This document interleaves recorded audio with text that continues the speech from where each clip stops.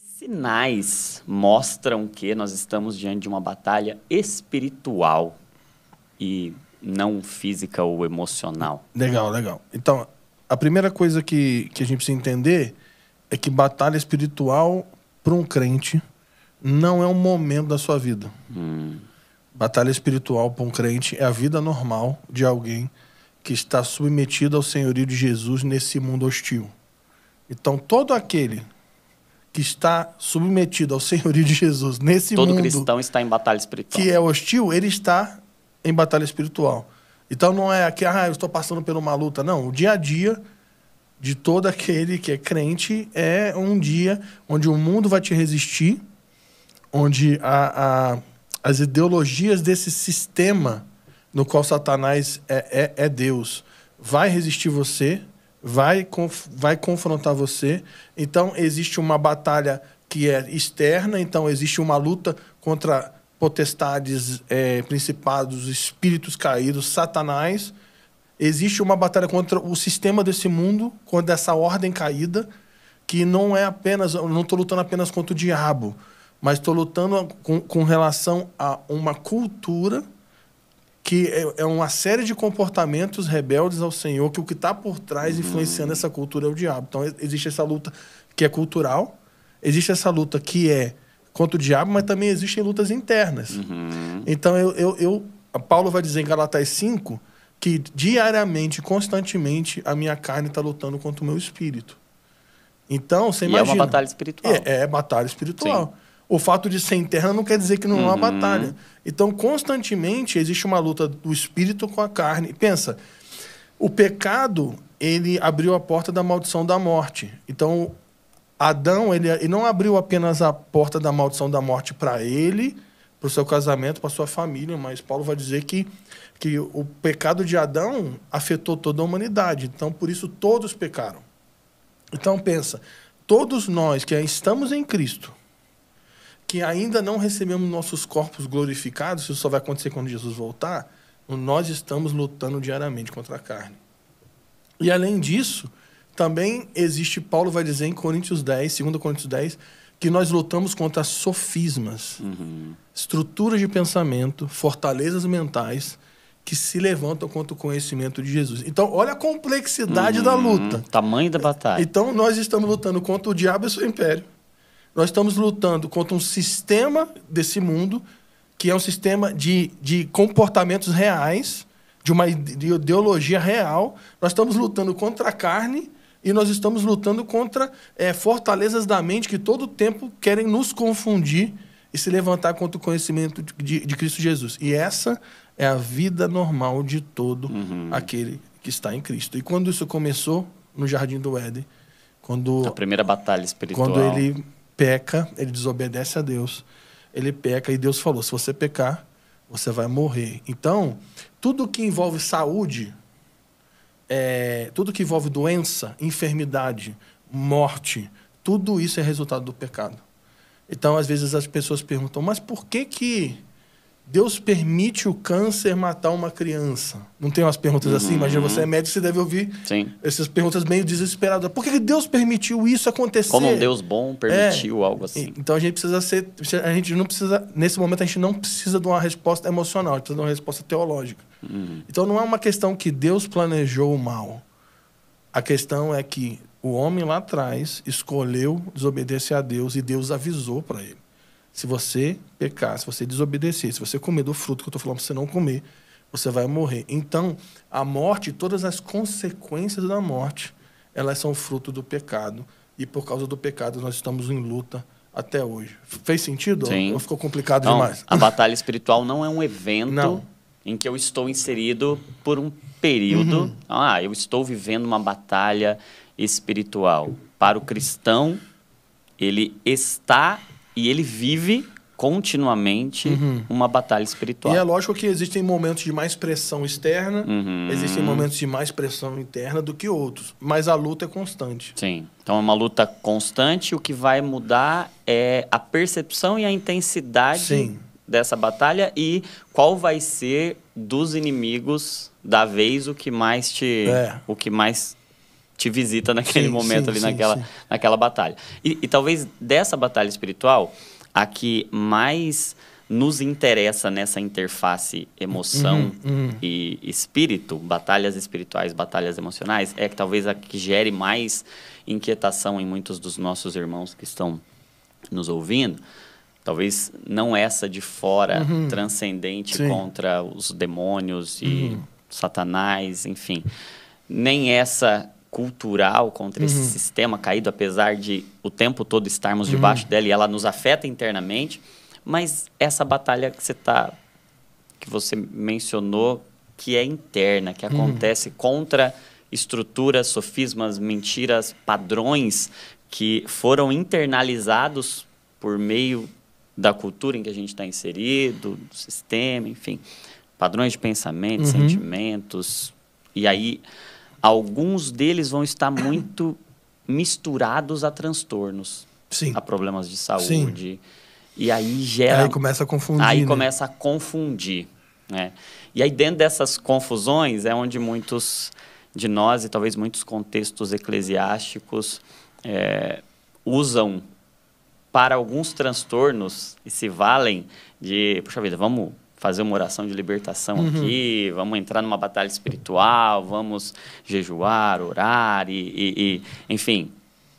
E aí acaba entrando nessa zona de convergência e conflito. Para essa batalha interna, contra pensamentos, contra sentimentos. Emoções desordenadas, traumas, feridas emocionais, estresse, estilo de vida ruim, sono prejudicado, alimentação prejudicada, neurotransmissores desequilibrados, hormônios, enfim.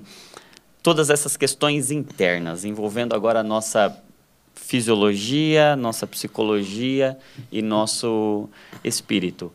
Como que a gente consegue discernir isso? Então, essa é a pergunta do milhão, né?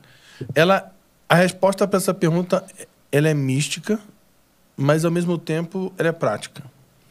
Por quê? Vamos olhar um pouco para o background, né? Então, por muito tempo você tem duas linhas de pensamento e as duas linhas são um pouco extremistas, né? Você vai ter uma linha mais mística, de um grupo mais místico, onde todo transtorno era considerado demônio. Então, todo transtorno era... Estou falando até de doença física, patologia. Chega num extremo que tem gente que vai falar que se tem alguém doente, é porque está em pecado. Então, você vê o nível que é. É lógico que de novo, né? Sim, todas decorrem do pecado. Vem do pecado, mas não quer dizer que se a pessoa está doente é porque ela pecou e por isso aquela doença tem um endereço de um pecado específico que ela cometeu e se ela parar de pecar, a doença some. Entende? Sim. Então, toda doença é pecado, né? Enfermidade e tal. E aí você vai entrar e todo transtorno emocional também é pecado. E aí você vai para outro extremo. Se todo transtorno emocional é resultado do pecado, então é um demônio que está operando. Então, se eu fizer uma oração forte, uma libertação, expulsar um demônio, isso vai sumir. Então, isso é um extremo. Só que tem um outro extremo também. Por causa tem tanto exagero nessa área de cura interior, de batalha espiritual, até de administração de cura, tanto exagero, que muita gente foi para o outro extremo, que é o seguinte: não. Esse negócio de cura das emoções, isso não existe, oração por isso não funciona, oração por cura, isso não tem validade nenhuma, e vamos levar para o médico e vamos, né, dar um remédio que vai resolver. Então, você tem de um lado dizendo que tudo é demônio e tudo uma oração vai resolver, e você tem de um outro lado dizendo que... Não, nisso aí o espiritual não entra. Isso aí é puramente fisiológico, patológico. Então, você tem esses dois extremos estão equivocados. Então, qual que é o problema? O problema é o seguinte, que na Bíblia, Jesus expulsa o espírito de enfermidade. Então tem lá, e dizendo que ele mandou um espírito que estava produzindo uma enfermidade na pessoa embora, e quando esse espírito saiu, a pessoa foi curada na hora. Então, sim, existem espíritos que estão por trás de enfermidades, tanto física como psicossomática, né? Que você pode até explicar melhor. sim, isso existe, isso é real. Isso está na Bíblia. Então ninguém inventou. Mas não quer dizer que toda doença tem um demônio por trás e toda doença psicossomática tem um demônio por trás. Beleza. Outro exemplo. Sim, existem várias, isso a medicina vai provar que existem várias doenças psicossomáticas que são originárias de traumas, né? Você estudou sobre isso, você sabe. A pessoa teve um trauma em alguma área e isso desencadeou alguma relação física. Isso existe, sim. Eu posso ministrar essa pessoa nas suas emoções, e essa pessoa pode ser curada nas suas emoções por meio da intervenção do Espírito Santo e essa patologia sumir. Isso é real, isso pode acontecer. Mas não quer dizer que todo transtorno emocional, uma oração vai resolver. Está fazendo sentido? Sim. Então, qual que era o problema? Que antigamente, o pessoal da radicalidade da batalha espiritual era assim. Você tem uma doença, você vem para frente, eu vou orar por você. Então, eu vou dizer, seja curado agora em nome de Jesus.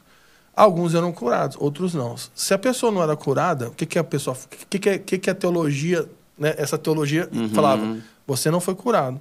Porque você não teve fé. Então, a culpa é tua. Olha só que loucura. Então, a pessoa já está doente. É um duplo peso. É o peso da doença e agora o peso de que você não tem fé suficiente para ser curado. Entende? Então, você não tem uma devoção, uma piedade, você não é crente suficiente para receber a cura de um homem de Deus como eu. Então, isso aí é um problema teológico incrível. Sim. Aí vamos um câncer teológico que mata mais do que a doença. Imagina, a pessoa sai mais doente que ela chegou. Exato. Então, vamos agora para o lado das emoções. Muita gente buscou ajuda por vários transtornos emocionais e a pessoa chegava na igreja e ela ouvia que terapeuta era coisa do diabo, que psiquiatra era coisa do diabo, que ir num psicólogo, isso era... Crente não vai em psicólogo, né? Sim, imagina. Meu psicólogo é Jesus. Quantas vezes a gente ouviu isso? E você precisa de uma cura interior. Aí vinha, a pessoa orava, alguns eram curados. Mas a grande parte não. Aí o que a pessoa falava? Você não se converteu. Você você precisa se converter direito, você não tem fé. Então, por que eu dei essa volta toda para responder? O que eu creio? Eu creio que toda doença, como Tiago vai dizer, que se tem alguém doente entre vós, ore para ser curado. Então, eu creio que todo crente, todo mundo que aparece na igreja, que tem uma doença, seja a patologia, um câncer, ou seja uma questão emocional, todo mundo a gente vai orar. Sim. Então nós vamos orar por todo mundo. Isso é uma ordem de Jesus. Sim. Porque diz que Cristo levou sobre si na cruz as nossas dores, as nossas enfermidades, pelas suas feridas nós somos sarados. Nós vamos orar. Ele pode curar qualquer enfermidade. Ele pode curar qualquer uma, qualquer momento, instantaneamente. Sim. Então nós vamos orar por todos. Então, eu já orei por muitas pessoas. Eu já orei por pessoas... Uma vez eu orei por um senhor que ele tinha caído de um telhado, ele bateu a cabeça e ele perdeu o paladar. Ele, não sei, aí bateu uma parte do cérebro e desligou o paladar dele. E eu orei junto com os irmãos e ele voltou a sentir gosto na hora. Então, isso era uma questão física, beleza? Eu orei. Uma outra vez, uma moça tinha um problema na vista direita. Aí nós fomos orar por ela, aí veio um discernimento que aquela questão da visão era por causa de um trauma que ela teve num quarto quando ela era criança. Resumindo, ela foi estuprada. Ela era estuprada constantemente por um dos seus parentes. E aquilo, olha só, um trauma do estupro desencadeou uma patologia física e ela tinha um problema na visão. Nós oramos por essas emoções, ela foi curada, ela voltou a enxergar na hora. Então, só 2 exemplos. Mas eu já orei por inúmeras pessoas que elas não foram curadas. E aí, o que eu falo? Eu falo assim, olha, eu fiz a minha parte, eu fiz o que a Bíblia mandou, eu orei e a pessoa não foi curada instantaneamente. Então, procura um médico. Sim. Então, eu acredito que a gente resolve essas 2 questões. Eu orei por um câncer. A gente tem casos aqui de pessoas próximas que têm câncer, a gente ora, estamos orando e vamos continuar crendo que Deus cura. Mas a gente não vai chegar e falar assim, você vai no médico, vai fazer o exame. Da mesma coisa, questões emocionais. Então, você chegou com um problema, você com questões emocionais, vai procurar um terapeuta, vai procurar um profissional. Sim. Então... E as 2 coisas não precisam ser excludentes, né? Uma não precisa excluir a outra. E também não quer dizer que eu vou parar de orar, né? Sim, exato. Eu vou iniciar o tratamento, não vou parar de orar. E vou iniciar um processo de oração, vou orar, vou jejuar, vou buscar. Não significa que eu precise abandonar qualquer tipo de tratamento, né? E nós precisamos ter essas duas coisas em mente. Nós continuamos crendo que Deus é poderoso para curar qualquer doença, qualquer enfermidade, qualquer questão emocional. E um tratamento não diminui Deus, né? E Deus pode usar um médico. Sim. Deus pode usar um terapeuta. O processo de Deus pode ser instantâneo, Exato. mas pode não ser. Sim. Então Deus é soberano, Deus tem os seus caminhos. E eu não vou ficar aqui dizendo, Deus vai usar essa doença para te ensinar alguma coisa. Não vamos ficar criando um monte de desculpa. Não, é o seguinte, Deus, a gente vai orar, Deus cura, e às vezes a gente não vai ver isso. E às vezes Deus vai usar por outros meios e a gente crê em pessoas profissionais para isso. E aí tem duas coisas que eu queria falar, e aí uma eu queria te ouvir com a tua visão. A primeira é um pouco mística, que nós cremos nos carismas do Espírito, nós cremos no poder do Espírito Santo, nós cremos nos dons do Espírito Santo. E um dos dons mais importantes nessa área, na minha opinião, é o dom de discernimento de espíritos. Uhum. Porque muita gente fala de dom de língua, né? Dom da fé, dom de cura, mas o dom de discernimento de espíritos é o dom mais importante aqui nesse caso. E o que é o dom de discernimento espiritual? É a tua capacidade de discernir a fonte por trás de uma ação. Então, é a capacidade de entender, por meio do Espírito Santo, o que está por trás de uma ação ou de um discurso. Por exemplo, se uma pessoa chega com uma doença, essa doença pode ser uma patologia física, que se desencadeou por uma questão física, pode até ser, quando fala que vem de pai para o filho, pode ser... Sim, genética. Genético. Pode ser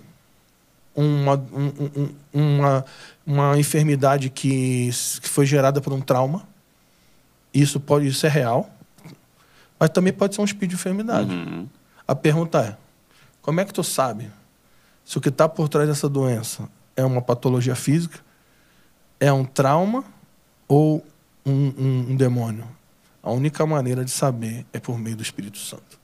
Então, existe uma maneira da gente buscar no Espírito como ministrar essa pessoa da maneira mais eficaz. E aqui tem a observação que eu quero te ouvir. Nesses últimos anos, nós temos visto muitas pessoas com problemas emocionais. E a gente não está falando de pessoas lá fora, a gente está falando de crentes. E outra, a gente está falando de crentes maduros, pessoas espirituais, líderes, sérios. Então, não é uma pessoa que não tem devoção, que não ora, que não conhece a Bíblia, que não... Não. Uma pessoa que tem que lidar com questões... Com o seu caráter muito provado na sua vida com Deus como testemunho da sua piedade. Né? E teve vários eventos na sua jornada que vão se desencadeando e o seu homem interior ele é afetado. Exato. E isso, uma hora, essa pessoa tem que parar para lidar com isso. Sim. Isso é real. E isso não diminui a espiritualidade da pessoa. Então, para mim, uma das coisas mais importantes que a gente precisa hoje é começar a treinar um grupo de pessoas que trabalham na área da saúde cheio do Espírito Santo. Você entende? Então, a gente precisa de terapeutas, psiquiatras, médicos, todo tipo Porque esse tipo de discernimento, de habilidade... Ele não se aprende na faculdade de medicina, nem na residência em psiquiatria, nem na faculdade de psicologia.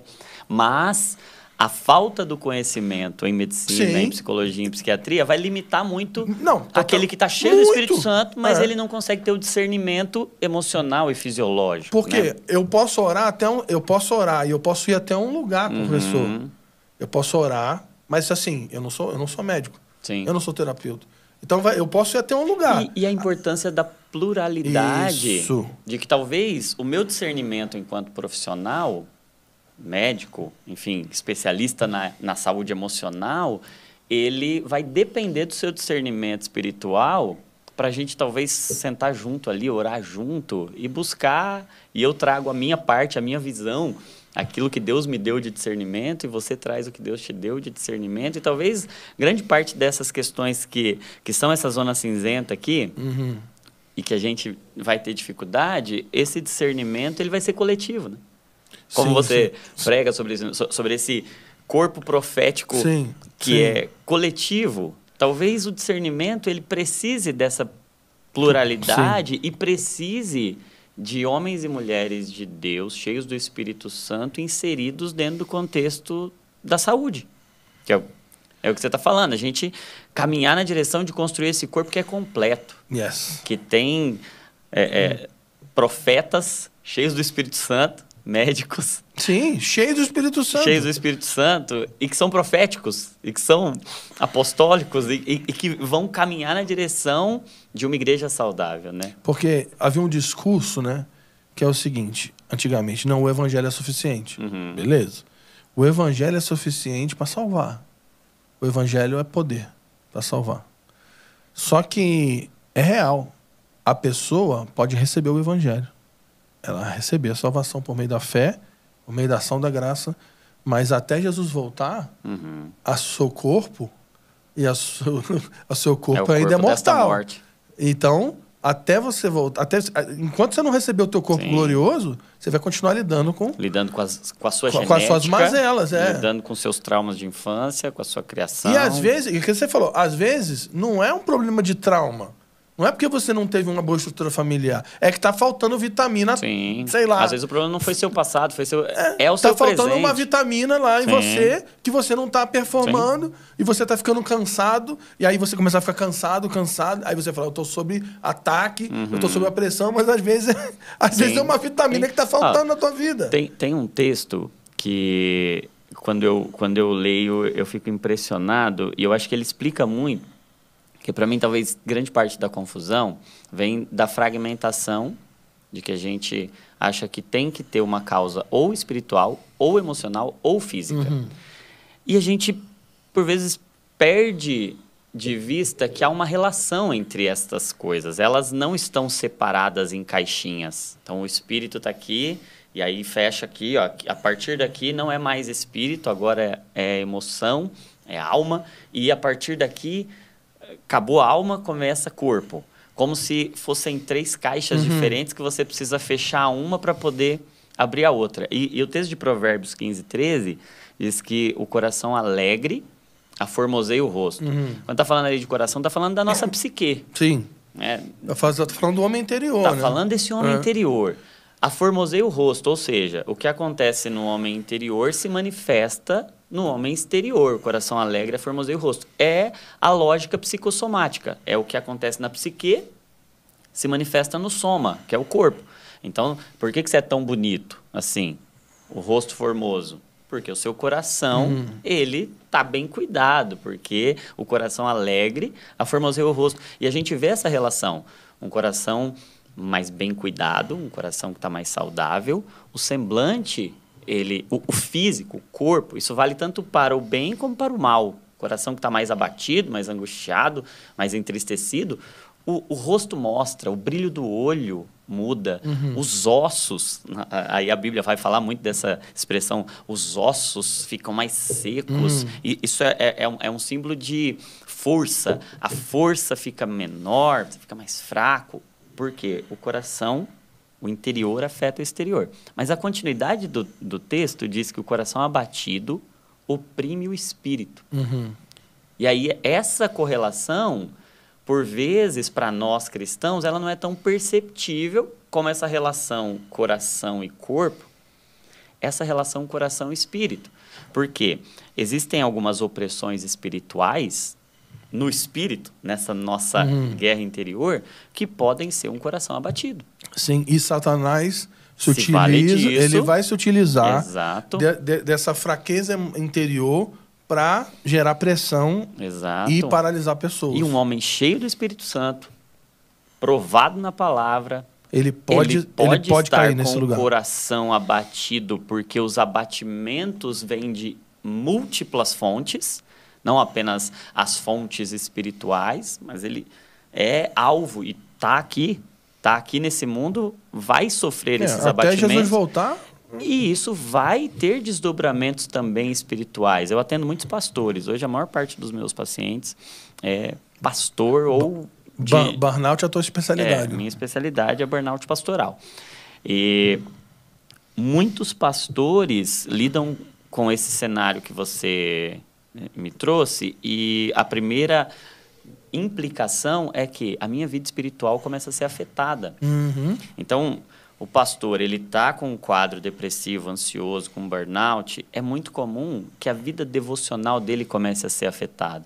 Por quê? São sintomas do transtorno. Ele começa a viver uma opressão espiritual que a causa primária não é espiritual, mas a implicação secundária é espiritual. Porque agora, imagina um quadro depressivo. O que começa a acontecer? Perda de prazer. Então, o pastor vai para a oração, que é um lugar de prazer, que ele sempre teve prazer, e agora a sensibilidade dele ao prazer está diminuída pela depressão. Aí ele vai orar e não sente mais a mesma coisa. Ele vai na igreja, ele vai pregar, ele vai ministrar, enfim, ele vai cumprir com o ofício dele ministerial e com a vida sacerdotal dele com Deus, e ele não sente mais o mesmo prazer. E não é porque Deus não está lá, ou porque ele não está lá. É porque o órgão da sensibilidade dele está adoecido. Então, ele sente a espiritualidade no corpo. Você sente a presença de Deus e, obviamente, é um processo espiritual, mas você sente no corpo. Mas você sente a satisfação de estar diante dele. E essa satisfação, ela é biológica. Já tem estudos mostrando que quando a gente está diante... E a neuroteologia é um campo da neurociência que fica estudando os impactos de manifestações espirituais no nosso cérebro. Doideira isso aí. E aí, olha que legal. Coloca lá em ressonância magnética funcional uma pessoa orando e o cérebro dela muda. E ela tem descarga, ela tem liberação de dopamina, ela tem liberação de prazer. Ela tem uma resposta biológica. Agora, se essa biologia, se esse cérebro está doente, aí o homem de Deus não consegue desfrutar disso. Então, primeiro, ele vai achar que ele está com um problema espiritual, porque ele não consegue mais orar. Ele vai ler a palavra, ele não tem concentração, ele não retém. A memória dele está prejudicada, a atenção está prejudicada, a concentração está prejudicada. Enfim, ele começa a ter desdobramentos espirituais que parecem que, poxa vida, eu estou com um problema espiritual sério, eu não consigo orar. Eu não consigo ler a Bíblia. Mas pode ser um coração abatido, porque essas coisas se relacionam, porque o corpo se relaciona com a alma, com a psique, e os dois estão relacionados com o espírito. Então, talvez, e aí eu devolvo para você, talvez o discernimento não seja só uma questão de dizer é espiritual ou é físico, e sim um discernimento de perceber que há uma relação e que o Evangelho nos faz inteiros. E ser inteiros é justamente ter essa capacidade de eu vou orar e fazer tudo que está ao meu alcance espiritualmente. Mas eu não vou ser negligente também com o que é fisiológico, porque talvez Deus esteja querendo fazer, em alguns dos casos, como fez com Lázaro. Ó, vocês tiram a pedra e eu ressuscito. Tirar a pedra é essa postura natural. É o que é físico, é uma pedra. Mas a ressurreição é algo espiritual. Só Deus podia fazer a ressurreição. É porque muita gente ficou presa num um pensamento que é teológico, que é o seguinte: não, eu estou buscando aquilo que é espiritual. Aquilo que é alma é ruim, entendeu? Já viu? Fulano tá na alma. Sim, isso é almático. Isso aí é almático, como se fosse ruim. Exato. Ou se não, isso aí tá na carne. Mas pensa... Como se a matéria fosse ruim, né? Coisa dos gnósticos lá. Não, eu estou esperando o meu espírito, Jesus me levar meu espírito para o céu, e o meu corpo e as minhas emoções vai ficar aqui na terra, porque isso é ruim. Mas não é isso que a Bíblia diz. A Bíblia diz que no último dia vai tocar a última trombeta e os corpos vão ser transformados. Então, a salvação vai ser plena, espírito, alma e corpo. Então, o meu ser integral, ele vai experimentar do poder da ressurreição de Jesus e vai ser salvo. Então, a gente tem que tirar esse dualismo aí de, isso aqui, a emoção é ruim, eu quero espiritual. Não, é integral. Vou te contar um testemunho que aconteceu comigo. Eu faço parte de uma geração de caras, assim, ministros, que tinham uma ideia na cabeça, ideia de Chirico, mas a gente tinha, que era o seguinte: nós precisamos crescer na nossa devoção, na nossa piedade, porque eu preciso crescer em entendimento. acerca de Jesus. Então, na nossa cabeça, o que isso significa? Preciso trabalhar muito, preciso orar muito. Preciso... Passar noites e noites em claro buscando revelação. Aí, tu chegou. Aí onde que vai dar nisso? Você ficar madrugadas física. e madrugadas lendo vários livros que a maioria eu nem lembro o que eu li. Lendo Bíblia loucamente. Sabe aquela leitura que você não sabe, você não está nem mais computando? Sim. Você só está passando o olho, né? Você não está absorvendo nada. Mas na cabeça quanto mais... Aí você recebeu muito vinho, mas estourou o odre. Quanto mais eu orar, consumir, ler e estudar, mais eu vou estar pronto para ministrar. Então a gente tinha essa... Então, assim, na nossa cabeça, na nossa geração, ser espiritual era alguém que acordava 5 horas da manhã para orar. Entendeu? Porque é o espiritual, que o cara que acorda cedo para orar. E aí o cara dorme tarde. Resumindo, você vai ver uma geração de ministros que dormia 5 horas por dia, 4 horas por dia. Por quê? Porque de dia você tem um monte de coisa para fazer. Sim. E a galera entrava na madrugada para ficar estudando, orando e lendo a Bíblia. Que parecia ser, não, olha como esses caras são espirituais. Aí o que aconteceu? Eu comecei a ver vários amigos meus começaram a ter burnout. Vários. Mas assim, foi de uma hora para outra, assim, parece que foi uma estação do burnout. Né? E foi antes da pandemia. Não foi na pandemia. Não foi o fenômeno pandemia, não foi, né? Foi antes. Porque a pandemia só acelerou um processo que já vinha acontecendo. Que já, né? E aí a galera começou a ter burnout. Aí eu falei, caramba. Aí o que aconteceu? Uma psiquiatra amiga, Grazi, assim, que ajudou muita gente nessa época, uma vez ela teve uma conversa comigo. Que ela falou assim, não, o Fábio vai... O Fábio vai surtar também.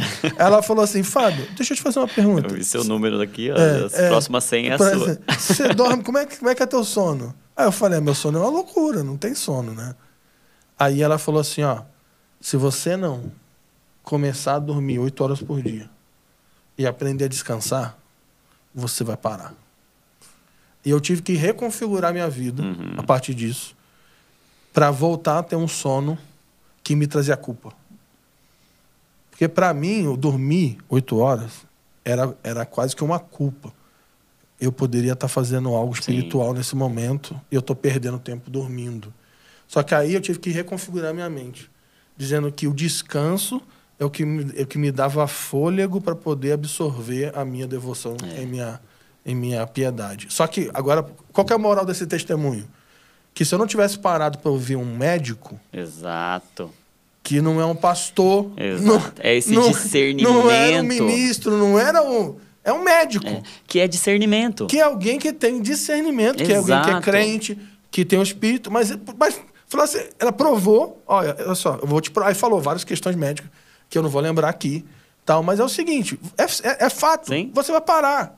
Então eu tive que ouvir um médico, eu tive que parar para abrir, e outra, você tem que parar para pedir ajuda. E aí, outro ponto, o orgulho das pessoas que são pseudo-espirituais. Só vão pedir ajuda quando já está arrebentado. Eu lembro do Guilherme Nunes aqui contando, ele no podcast com o Douglas, eu estava aqui com o Ângelo, a gente estava ouvindo, e ele falando que ele trabalhou tanto que ele entrou num lugar que, tipo assim, ele só levantou e falou, alguém me ajuda. Então, a gente se vê nesse lugar. Então, não é o Guilherme Nunes. A gente está falando de uma geração que foi assim. Que a gente cansou de ouvir que médico era... cristão não vai em médico, que terapeuta... Que Jesus é meu psicólogo, que terapeuta... Psiquiatra do Satanás. E a gente ficou com que isso é um sofisma, é uma fortaleza mental que precisa ser quebrada. E outra, o orgulho de... Não, eu sou uma pessoa espiritual. Eu não vou pedir ajuda.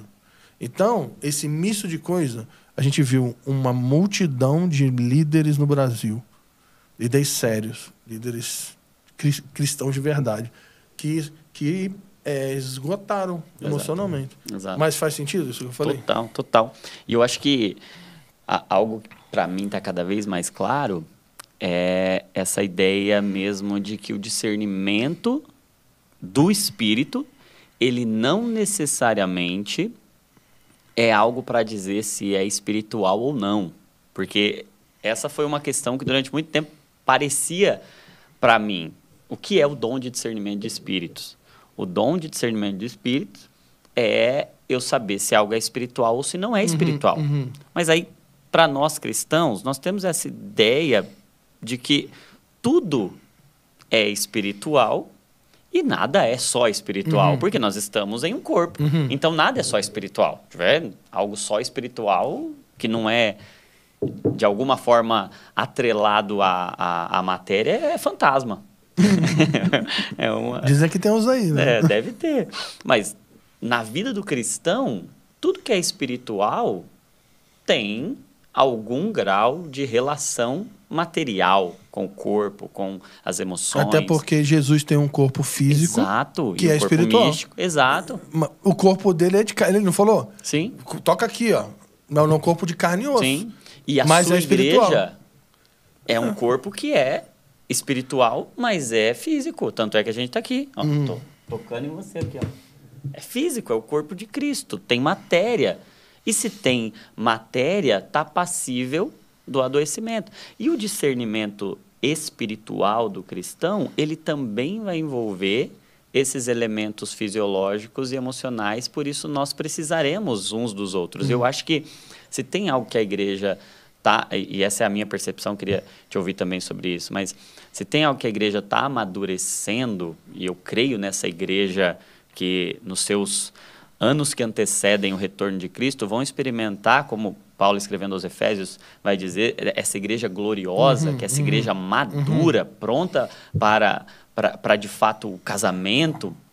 Essa igreja ela está amadurecendo na sua integridade, e integridade no sentido da sua inteireza. Não é só um espírito. É uma igreja que tem espírito, mas tem emoções e tem corpo. Porque talvez a gente, entendendo a igreja como a noiva de Cristo, a noiva, ela primeiro amadurece, e aí se a gente for pensar na igreja, ela tem maturidade espiritual, ela tem todos os dons, e quando você recebe o Espírito Santo, você recebe já uma possibilidade, uma fonte inesgotável de dons, e está tudo ali já dentro de você. Ela está crescendo fisicamente, e eu vejo a igreja crescendo fisicamente em relevância, em expressão, em número também, em alcance. A igreja ela está cumprindo esse papel, ela cresceu espiritualmente, ela cresceu fisicamente, e talvez parte dessa maturidade da igreja que hoje o Senhor está nos dando é essa maturidade emocional, da gente saber olhar para as emoções sem medo delas, sem demonizá-las, mas ao mesmo tempo sem se submeter a elas e sem dar a elas um protagonismo. Eu penso que tem dois perigos: idolatrar as próprias emoções como se elas fossem um senhor da nossa vida, e demonizar as emoções como se elas fossem um inimigo da nossa vida, né? E tem um perigo aí que está no meio do caminho, que é colocar pecado na conta das emoções. Das emoções, né? Que é muito comum hoje, né? exato. Não, você pecou. Não, mas é porque eu tenho TDAH. Exato. Entendeu? Mas é porque eu tenho, sei lá, eu sou, sou bipolar, ou eu sou não sei o quê. Então, sempre, agora também, né? Exato. Super, acho que a gente chama de super trunfo, né? Exatamente. Não. Você vai confrontar o pecado de alguém. Tá aqui meu CID. Aqui eu tenho. Eu tenho um relatório médico. Eu tenho aqui. Licença para pecar. Eu tenho licença para pecar, eu tenho uma patologia. E não. Exato. Nós vamos ter que aprender a submeter as nossas emoções ao Evangelho de Jesus. E sabe que foi algo que Deus falou comigo, e que eu entendi de Deus no meu coração, é que para algumas pessoas o arrependimento é tratamento. No sentido de que... É sair do lugar do orgulho. Eu estou arrependido, mas eu tenho um transtorno que me faz pecar, que me impulsiona para pecar, que me coloca em uma maior vulnerabilidade ao pecado. A coisa mais santa que eu posso fazer é me submeter a um tratamento, sair desse lugar do orgulho. Quem que eu preciso procurar? Que remédio que eu preciso tomar? Com quem que eu preciso conversar? Que cirurgia que eu preciso fazer? Mas o que eu preciso fazer? Porque o arrependimento é essa mudança completa e que vai exigir comportamento de mim. Então, para algumas pessoas, tomar remédio é arrependimento. Porque é um jeito de dizer, eu não concordo com isso aqui. Se tem um transtorno que me empurra, que me vulnerabiliza e que eu peco mais, e sim, transtornos como todo transtorno ele vai causar sofrimento, transtorno ele vai empurrar para alguns pecados. Alguém que está com um transtorno ansioso vai ficar irritado. E aí essa irritabilidade pode ser uma explosão que te faz agredir, ser violento, ser abusivo. Então, mas aí fica a pergunta. Isso tá me levando ao pecado. O que eu preciso fazer? Exato. Para não entrar nesse lugar da ira? E o arrependimento eu não concordo com isso, eu confesso, e aí eu acho que o texto de Tiago, ele é muito significativo nesse sentido, porque Tiago diz, né, confesse a Deus para você ser perdoado, mas confesse uns aos outros para ser curado. E quem sabe essa confissão uns aos outros não é você buscar todo tipo de ajuda humana, porque esse uns aos outros é isso. Quem sabe a minha confissão não é necessariamente no contexto do discipulado, e sim, esse contexto do discipulado é terapêutico. Eu chegar para você lá no nosso discipulado e eu falar, Fábio, me ajuda. Eu peco nisso, nisso. Eu tenho esse problema, nisso. Mas também é confissão, e aí você pode me instruir e falar assim, Johnny, já que você tem esse pecado aí, já que você tem esse problema, e ele tem uma condição clínica, é tão importante quanto confessar para Deus e confessar para mim, você confessar para um profissional e se submeter a todo tipo de tratamento. Esse é um processo de humilhação. Exato. E de quebra de orgulho. Porque quando Paulo está falando de 2 Coríntios 10, ele está falando que vai lutar contra fortalezas, sofismas e altivez. Que se levanta contra o conhecimento de Jesus Cristo. Então, sofismas e altivez, eles funcionam juntos. Então, a gente vai ter que ter... Qual é o contrário de altivez? Humildade. Então, eu vou ter que me submeter aos meus pastores, eu vou ter que me submeter aos meus irmãos, vou ter que me submeter a um discipulado que vai me corrigir. E a um tratamento. E nesse processo eu vou descobrir que eu posso ter uma compulsão em alguma coisa, que é uma patologia que precisa ser tratada num médico. E que é parte do discipulado e do arrependimento tratar. E por isso que, para mim, isso aí é uma coisa que, para mim, é uma máxima. Daqui para frente... Eu acredito que toda equipe ministerial precisa ter um profissional de saúde cheio do Espírito Santo, que vai trabalhar junto com a equipe pastoral para poder direcionar esse tipo de questão. Porque a gente não vai ficar dando tiro dando tiro a esmo, né? Essa ideia do corpo, né? De que eu preciso de você, porque você carrega uma parte do discernimento e você precisa de mim. E a gente não está diminuindo o evangelho, a gente não está dizendo que Jesus não cura, a gente não está diminuindo o poder da comunhão nem do discipulado. A gente está dizendo que tudo isso pode levar a um processo de cura mais profunda de pessoas que vão ter que ir buscar tratamento. Sem dúvida. Porque, de novo, vou repetir para ficar claro. Antigamente, quando a gente orava por alguém que tinha uma doença física e ele não era curado, o que essa pessoa fazia? Ia no médico. Quando a gente orava por uma pessoa que tinha um problema emocional, o que fazia com essa pessoa na igreja? Nada. A pessoa ficava ali na igreja esperando acontecer alguma coisa para ser curada soberanamente. Sim. E ela precisa procurar tratamento. Vou contar um último testemunho, né? Não, último não. Tô contando quero mais, vários. Pelo menos mais 3. Uma vez me chamaram, tô num culto. Fábio, vem aqui que tem um menino que tá endemoniado. E tá quebrando a casa toda. Aí eu saí do culto.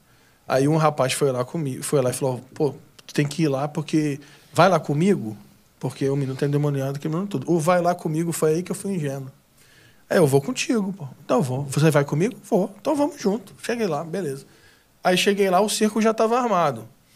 A rua estava cheia de gente na frente da casa, uma confusão. A família inteira, os vizinhos, todo mundo. Aí quando eu cheguei, o cara falou, pastor, vai lá que é o encosto do demônio lá, expulsa lá, a gente tá com medo de machucar alguém. Beleza. Cara, quando eu entrei, a pessoa estava lá e o jovem, quando eu olhei para ele, o jovem estava estava tendo um surto psicótico. Não tinha demônio. Quando eu olhei pro lado, cadê o cara que estava comigo? Sumiu. E eu fiquei com o cara lá e ele estava todo surto. Mas assim, grave, um negócio brabo assim, né? E aí eu fui conversando com ele, né? Fui orando com ele e ele foi acalmando. E aí até que chegou o SAMU e aí veio e acalmou ele. Mas, cara, não tinha demônio. Sim. Então, você vai ver que a gente vai ter que ter discernimento até para, como igreja, orientar as pessoas a buscar um profissional. Sim. Mas também eu já fui chamado para aconselhar uma pessoa que tinha... não sei como é que seria a palavra. Quando é vício, né? Que tinha vício em pornografia. E a pessoa era viciada em pornografia, viciada, tinha compulsão. E eu fui sentar com a pessoa com compulsão e para conversar. E era um demônio. E eu expulsei um demônio dela. Então, assim, você vai ver Sim. que a gente vai ficar lidando com isso... Sim. O tempo todo, mas a gente tem que entender que existem as duas realidades. E eu acho que parte dessa humildade que você estava dizendo, que é o remédio de Deus para nós contra essa altivez e contra esses sofismas, é justamente essa humildade de não dar resposta rápida e simplista de, isso aí é demônio, ou isso aí porque eu já vi isso antes. É compulsão, porque eu já vi isso antes. Que a minha experiência não vai definir. Isso. Como médico, a tua experiência, Sim. O que você tratou ontem é diferente do cara que você vai ver, imagina. Exato. Cada indivíduo vai ter a sua história, e eu acho que uma coisa que Deus está querendo despertar em nós, até usando essa onda de adoecimento ministerial que a gente teve, é ampliar e aprofundar a nossa percepção e a nossa sensibilidade a esse problema. Para a gente ter uma visão mais profunda, mais não apenas sensível, mas também que nos capacita para receber uma outra onda que eu penso que tá vindo, porque a gente vai ver ainda nos próximos anos, isso não é ser profeta do caos, mas pelo que a gente vê de comportamento humano, a curva está indo para lá, nós não estamos ainda no pico do que viveremos de problemas de saúde emocional, de saúde mental. E para onde esse povo vai procurar ajuda? Sendo que a medicina, ela não vai ter todas as respostas, e ela não vai conseguir fazer esse discernimento completo. Ela não vai conseguir separar, ela não vai ter tudo. A medicina nunca vai ter tudo. A igreja está sendo preparada. E talvez a sensibilidade que essa onda de adoecimento ministerial tem gerado, porque hoje eu percebo isso no consultório, atendendo, conversando com pastores, eu vejo muitos deles dizendo assim, eu achava que isso aí era frescura, eu achava que isso aí era falta de fé. E aí, quando chegava alguém com esse tipo de problema na igreja, qual era a leitura do cenário? Qual era a pregação? Qual era o discurso? Era que, de fato, isso é um problema de fé, um problema de fraqueza. E agora, uma visão mais ampla prepara a igreja para ser um lugar mais saudável para o ferido, para ser um lugar mais terapêutico. E conversando com o Haroldo, ele falou algo no evento que eu fui que eu achei muito interessante, que a igreja é essa comunidade profética, mas a igreja também é essa comunidade terapêutica. E essa comunidade terapêutica, ela vai ser desenvolvida, ela vai ser amadurecida a partir de homens e mulheres de Deus que sabem o que é padecer. Como Cristo, lá em Isaías 53, é apresentado como aquele que conhece profundamente, que sabe o que é padecer. Talvez essa onda de adoecimento que a gente viveu e tem vivido entre homens e mulheres de Deus, tem nos ensinado a padecer, para poder acolher agora e pelas feridas do corpo de Cristo, pelas feridas do cristão, a gente oferecer cura para aquele que está vindo à igreja ferido também. E a gente ter essa compreensão mais ampla do discernimento, de que nós precisamos uns dos outros. E aí, para a gente caminhar para o final, mas eu queria que daqui para o final tivesse pelo menos mais 2 horas ainda de conversa, só para a gente... Mas talvez grande parte da nossa batalha espiritual é uma batalha pela reconciliação entre o espírito e o resto, e não a separação. Talvez haja uma batalha, e aí eu queria te ouvir nesse sentido. Há uma batalha entre espírito, alma e corpo, e talvez o ministério de Cristo da reconciliação não esteja querendo trazer paz para esse lugar de batalha? Então, isso vai acontecer quando Jesus voltar, isso é um fato. nós vamos receber corpos glorificados, corpos gloriosos e imortais, plenamente santos e plenamente habilitados para ver a glória de Deus. Isso vai acontecer. Mas o que acontece é que o nosso homem interior, o nosso espírito, ele foi salvo, foi regenerado. Mas o que vai acontecer é que nós vamos ter que aprender, dia a dia, a submeter nossas emoções e o nosso corpo ao senhorio de Jesus, até que chegue aquele dia. Uhum. Então, isso é uma conversão diária. Não é que a gente vai estalar um dedo e vai assim, eu aceitei Jesus e agora meu corpo, a minha carne já foi abatida, minhas emoções foram totalmente mudadas. Não. Isso não vai acontecer. O nosso espírito, sim, ele é regenerado, nós somos lavados pelo sangue de Jesus, nós somos salvos, redimidos, justificados, beleza. Mas até Jesus voltar, nós vamos ter que trilhar um caminho de conversão. Uhum. E conversão não é um momento. Conversão é um processo diário. Então, todos os dias eu me converto ao Senhor, eu me volto para Ele, todos os dias eu submeto as minhas emoções e o meu corpo. Tanto é que tem uma intercessão de Paulo em Efésios 3, que é muito forte, que ele está orando pela igreja de Éfeso. Ele está orando pela igreja. E ele ora assim. E eu oro, eu me coloco de joelho para que o Pai, por meio do espírito de força, o espírito de poder, o espírito de fortaleza, fortaleça o seu homem interior. Então, olha o que ele está orando para a igreja. Ele está dizendo que ele está pedindo uma medida do Espírito Santo para fortalecer um homem interior dos irmãos daquela igreja. Então, se ele está orando pelo homem interior, você imagina o que esses caras estavam passando interiormente. Aí, todos eles estavam vivendo esse conflito, que é essa luta espiritual. Mas o evangelho, ele é poder. Então, se eu me submeto ao evangelho, eu consigo lutar essa luta diariamente. E eu tenho uma coisa que eu sempre falo, que o evangelho não é uma mensagem para ser pregada apenas para os outros, mas eu preciso pregar o evangelho para mim mesmo todos os dias. Eu preciso relembrar o evangelho, porque quando você vai para Efésios 6, o que é a armadura de Deus? Que ele fala assim, revestir toda a armadura de Deus para lutar contra o diabo e vencer no dia mal. Então, o que é? Sei lá, fé, salvação, a palavra da verdade. Então, o que é aquele revestir? O que Paulo está dizendo? Se revista do evangelho todos os dias. Então, a obra da cruz era suficiente para nos salvar, sim. Todo aquele que se submete ao senhorio de Jesus é salvo pelo seu sangue, sim. Mas nós estamos vivendo um processo de conversão diária até que chegue o dia do Senhor. E nós vamos ter que aprender a lidar com isso. Sim. Assim como Jesus teve que aprender a lidar com os conflitos e as resistências, tanto do diabo, quanto do sistema da sua época, e conflitos conflitos interiores, sim. Que ele teve, no Getsemane, ele está ali. Ele viveu o ápice do que é um conflito interior.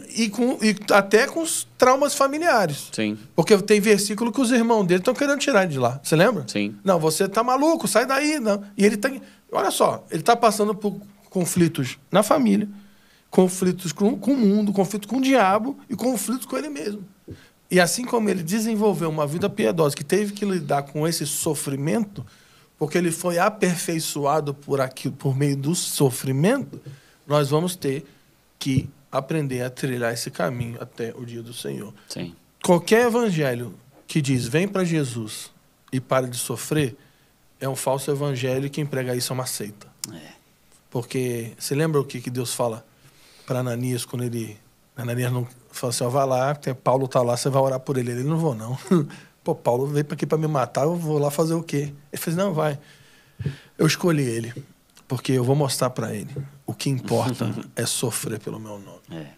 Então, assim, sofrimento, lidar com sofrimento faz parte de alguém redimido. E esse falso evangelho que diz que quem está sofrendo, está em pecado, é demônio, isso aí é seita, isso é falso evangelho, isso não... Se fosse assim, Paulo estava endemoniado, pô. Sim. Sofreu. Tanto que ele sofreu. Pô, você vê lá o currículo então dele, a gente vai ter que lutar essa luta diária e constante até Jesus voltar. E quanto mais eu tiro os olhos dos meus conflitos, do meu passado e de tudo que está ao meu redor, eu volto os olhos para Jesus, mais o meu homem interior, minhas emoções, a minha mente é santificada e fortalecida no Espírito. Sim. Fez sentido? Sim, ficou muito total. místico. Não, meu Deus do céu. E é uma batalha pela minha vida. Sim. E não contra, né? E pela sanidade pela também. Pela sanidade. E eu até queria... Eu sei que eu já estou exigindo bastante do seu horário aí, mas... Tu tá me devendo um almoço, tá me devendo um jantar no Touro Negro. Mas, enfim. Essa batalha que não é, na minha visão, e eu queria ver o que você pensa sobre isso, não é uma batalha contra as minhas emoções, mas é uma batalha pelas minhas emoções, contra a mentira, contra os sofismas, contra a altivez, contra o mundo, contra o diabo, contra os demônios, mas não contra a minha biologia, porque eu sou feito de Deus, da matéria de Deus, imagem e semelhança dele, e ele quer, de fato, resgatar as minhas emoções para ele. Quando diz que levando cativo todo o pensamento à obediência de Cristo, não é para você aniquilar o seu pensamento, é para você trazê-lo, acolhê-lo e trazê-lo para Cristo, para ele chegar a essa obediência, né? E isso que você disse do sofrimento, de como o sofrimento é o método de Deus para aperfeiçoar o cristão, essa visão, talvez esse discernimento de que, sim, alguns problemas de saúde podem ser espirituais, no sentido de ter uma ação demoníaca, tem espírito de enfermidade. Pode ali. Acontecer. Mas existem alguns problemas de saúde também que podem ser, inclusive, aí, com muito temor eu quero dizer isso e queria te ouvir, existem problemas de saúde, como o espinho na carne de Paulo, que pode ser um problema de saúde, a gente não sabe o que é. Eu ia te perguntar, o que é espinho na carne? Sei lá. Mas aquele espinho na carne, que era um problema... Então, o espinho na carne é alguma coisa que causava muito sofrimento na vida de Paulo. Exato. E quem deu? E Deus está falando assim, isso aí vai ficar aí. Exato. Para que a grandeza daquilo que você recebeu não te ensoberbeça. Exato. Olha o que Deus está falando. Você vai ficar com esse sofrimento aí para que você não seja soberbo. Então, assim... Cara, porque a doença é essa altivez. Bizarro. A soberba. O problema é a soberba. O problema, por isso que nem explica. Não explica nem o que é o espinho. O espinho era a cura. Não era o problema. O problema era a soberba. Então, Deus usa situações mais diversas. Para nos humilhar. Deus usa problemas para nos resolver e doenças para nos curar, às vezes. Deus usa situações das mais diversas para nos colocar de volta nesse lugar da humildade. Isso é um fato. E a questão não é se vai ter sofrimento ou não. Todo mundo vai passar por sofrimento. Se vamos seguir a Cristo, vamos padecer. A questão é como que a gente vai lidar com isso. É isso. Porque quando Davi fala assim, tu és o meu pastor e eu não tenho falta de nada. Aí tu fala assim, uau, que legal. Só que ele continua lendo, né? Aí ele fala, você é aquele que me leva às águas tranquilas. Então, se eu estou diante das águas tranquilas, ele é o meu pastor, eu não tenho falta de nada. Mas você também é aquele que me conduz no vale da morte. Então, se eu estou no vale da morte, você é o meu bom pastor, por isso eu não tenho falta de nada. E diante dos meus inimigos, você está comigo. Meu cálice transborda e você unge a minha cabeça com azeite e tal. A questão não é se vai ter morte ou inimigo. O texto não está dizendo que vai ser água tranquila o tempo todo. O texto está dizendo que tem uma hora que você está nas águas tranquilas, tem uma hora que você está no vale da morte e tem uma hora que você está diante de inimigos. A questão não é onde você está, a questão é se o Senhor é o seu bom pastor. Então, o fato de eu me submeter ao Senhor e de Jesus não quer dizer que não me isenta de ter problemas. É que Ele me sustenta em todos os momentos. No final do Sermão do Monte, a última coisa que ele diz é o seguinte: as tempestades vão vir. Os ventos vão soprar e as águas vão transbordar e vão vir sobre todas as casas. Mas a casa que tiver fundamentada sobre a rocha não será abalada. Então ele está dizendo que a tempestade vai vir sobre o mundo inteiro. A tempestade vai vir sobre todas as casas. A questão não é se a tempestade vai vir sobre minha vida e a sua. Não, o Johnny é santo, não vai vir. A dele, né, já não ora tanto, né? Tem esse cabelo, faz luz no cabelo, o irmão ali. Né? Então, não. Entendeu? Então, não. Sim. A tempestade vai vir sobre o mundo. A questão é, quem no meio da tempestade está fundamentado sobre a rocha? É isso. Então, assim, se eu pudesse, se tem alguém nos ouvindo que está passando por algum nível de sofrimento, seja emocional, físico ou qualquer questão familiar, a minha oração não é que Deus te tire todo o sofrimento. A minha oração toma as palavras de Paulo, que o Espírito Santo, o Espírito de poder venha sobre a sua vida agora e te fortaleça o seu homem interior, para que suas estruturas interiores sejam fortalecidas pelo Espírito da graça, para que você possa glorificar a Jesus e passar por esse vale, porque Ele é o teu pastor. E até através do sofrimento. Porque não diz que você para no vale da morte, né? Ele diz que você passa, né? Então você passa pelo vale. Sim. Então, vamos aprender a passar pelo vale. Amém. E Amém. Jesus é o nosso bom pastor. Amém. E eu queria que você orasse essa oração de Paulo, que você liberasse isso pela igreja. Eu sei que Amém. Vai ouvir gente aqui de todos os contextos e talvez de muitas partes do mundo, para que essa oração de Paulo, essa busca de Paulo, ela fosse também a nossa busca, fosse o nosso clamor. E antes de você orar, eu sei que muita gente está percebendo aí a necessidade de amadurecer a visão, de ampliar a visão sobre essa relação e essa maturidade da igreja, sobre batalha espiritual, batalha emocional. E você escreveu o Princípios da Batalha Espiritual, que é mais ou menos isso que a gente está falando aqui, sim, né? Exatamente. É um best-seller do universo cristão. E eu escrevi o Divinamente. Não, esse é um best-seller real. Não, esse aqui não. Esse aqui tem que ficar embaixo aqui, ó. Nada.